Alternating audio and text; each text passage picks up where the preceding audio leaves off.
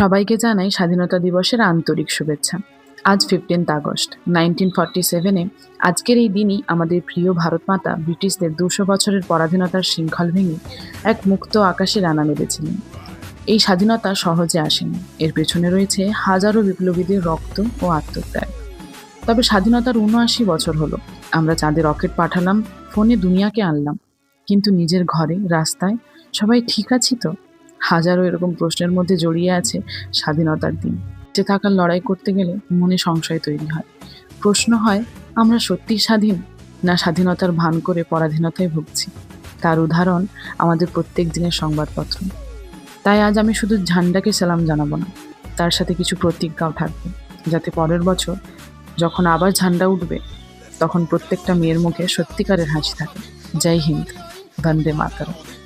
আমি শ্রেষ্ঠ, শুধু আমি সঠিক, কেবল আমি সত্য।